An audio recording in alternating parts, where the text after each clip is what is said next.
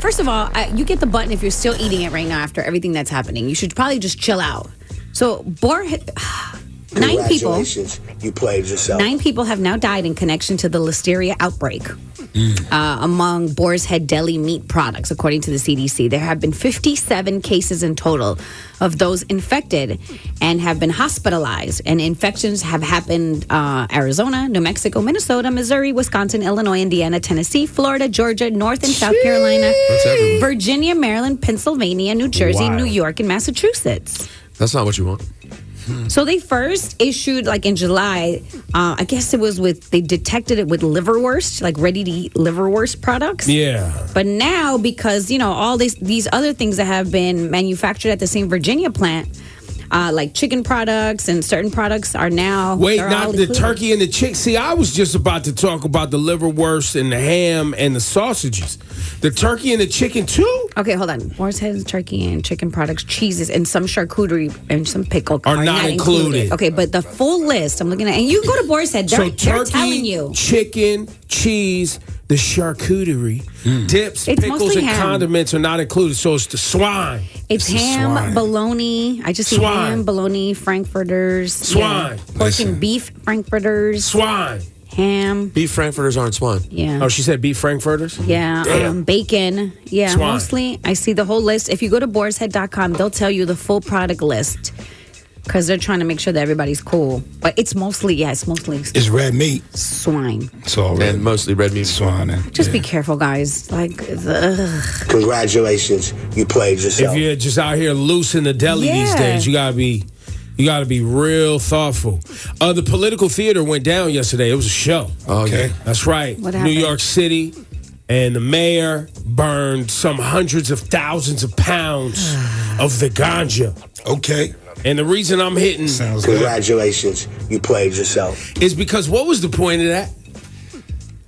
Yeah, I don't know. Like to say, okay, we've shut down shops. Yo, the shops open right back up. Wait, so you just burn it? So they confiscated mad weed is the story. All the illegal shops, which I'm for that. Yeah. Because there's people out here who got their licenses the right way, and they're trying to run their businesses the right way. And not only that, but the products in the proper shops have been vetted to make sure that there's, the health code and all of the stuff, because they put stuff in weed now that's just very, they spray it different. Yeah. Extras. Anyway, they seized a bunch of weed and they put on a whole political theater moment to set up shop and burn it and had it all on display. We're burning all it. So they do this when they're taking bikes from kids, burning marijuana. Right. It's all political theater because guess what? It's still outside. Yeah. So they just putting on a show for people who are like, they've got it under control. And why? Congratulations, you played yourself. For that reason, for voters. It's political theater. They put on a show. It's mad weed outside, bro. That's a fact. That's a fact. It's a very old school. It feels like a very old school political move. Right? Yeah, it reminds me of C. Dolores Tucker, smashing the CDs. Yeah. Oh, yeah. Remember, we're going to show these gangster rappers what we think. Congratulations, Tipper Gore. you played yourself. That's what it feels like. But political theater. But that is this mayor's MO. He's into... all of them now. I think you got to have a little theatrics with your politics nowadays. Oh, yeah, they all got it. At this point, right? They all got it. I mean, you got Hulk Hogan. You got Hulk Hogan. Come on, fam. You got Stevie Wonder. Let's go. De Blasio was kind of a snooze, though. He didn't really, in a good way. That's why maybe people didn't like him. That's what I mean. De Blasio didn't really do too much. He wasn't out here doing the right tap dance. You know what I'm saying? The right soft shoe. Got to do a little dance. And the thing about De Blasio, now that we have another mayor and people are also unhappy with him, many people, is, first of all, I don't remember any mayor of New York City that while they're in office, people like him that much. No. Rudy in the Giuliani? post 9/11. Post 9/11. Yeah. But you got to see how that turned out. Well, not what you want. Congratulations, you played yourself. And then de Blas was too mushy middle. He wasn't progressive enough for the progressives and he was too progressive for everybody else. Yeah. Yeah, how was he not progressive enough again? Because he just didn't. There was things they wanted him to do that he didn't do because he was trying to bring people together and people don't like. People don't really like people coming together. They want you to pick a side. They ever want you to notice be that? all the way. They want you to be all the way one way. They don't want, in these jobs, when you're mayor of the city, it's about getting all ends of the spectrum to kind of move in one direction. Yeah. Same thing with, That's why it's interesting on social media with like political issues. I'll see people follow a political thing, whatever the issue is, war, election, and you'll realize like, oh, they're so high off the positive feedback from being on one side that they've decided now to be on one side. Like people like me and Ebro who both who both post political stuff, but it's not all one thing. As much as people who listen to us may think we are, we push both ways. It's not a good feeling online. All you do is get crushed by people. Right. But like that's why. But by the way, that's the real world though. So like for instance, just yesterday they were talking about how Kamala's pushing for like border policy. Like she's trying to figure out border policy. And remember we've talked about it several times. There was a bill that was a bipartisan bill that because Trump came out and told people to not vote for it, it didn't move forward. Allegedly, because I haven't read it, so I'm saying allegedly, in the bill, there was money for building a wall in the bill. And so many years ago, Kamala was saying that the wall wasn't necessary or was racist or whatever. And now that she's moving towards becoming a president, she's like, look, if that's what's in the bill and that's what we need to do to get done and figure something out, then that's what we got to do. And people are like, fraud, flip-flopper. And I'm like, well, if she wants the job is going to force her to figure out ways to get things actually done. That's the job.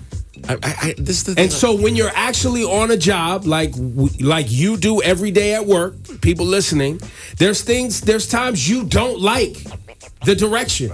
But because the office or the boss or what's good for the business or whatever, you're like, look, I don't like this, but if this is what's going to get us to a solution, I have to play ball. We have to play. People don't want that. They think you just get to hold the line. Well, that's what makes people think the whole thing is like Babylon. But like I had this argument yesterday with. I had this argument yesterday with Cypher Sounds on the Great One at podcast. You should go check it out. Yeah, a new interview of Vibes Cartel. We were just arguing about. I said the Rock and Roll Hall of Fame. I said it's super interesting. I don't know if you know. Charles was like, I'm planning on going. It's very exciting. Blah blah blah. I said you realize that like the votes within that, it's like politics. Like people have to trade votes. People have to really do work to get people in. And Cypher was like, see? Like basically like, look, you people, you got to trade. And I'm like, well, think about it. Anytime you're putting a group of human beings together to try to do something, there's going to have to be some level of, quote, politics. It's called give and take. It doesn't mean nothing's worthwhile, and it doesn't mean the people who participate, like... It just doesn't feel straightforward. But how could it ever be when you're trying to get people to get somewhere? When you're deciding what's for dinner tonight with your family, is it straightforward? Nah, we gotta exactly. Yeah, you don't weigh some options. We gotta weigh some options. How is it that people in the simplest form of life, of being a human and breathing air, can understand having to negotiate with your kids to figure out what we're gonna eat for dinner? Well, my younger son wants fish sticks and the older son wants chicken. We're going to have to find something that doesn't make everybody happy. Or you get chicken tonight and tomorrow we're doing fish. We got to negotiate, guys. Right. But at the highest levels of managing human beings, people can't tolerate negotiate. It's off the table. No, because you promised.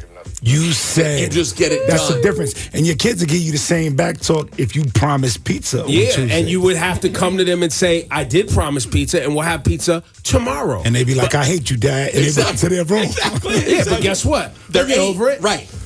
And hopefully one day they mature and they become voters and they actually can make decisions in real life. Or they get one of these. Congratulations, you played yourself. But no, they do the same thing. They say, I hate you, politician, and run back to their room. Because people are immature and they're children and y'all need to grow up. Then change it to y'all at the end. True. Oh, my God.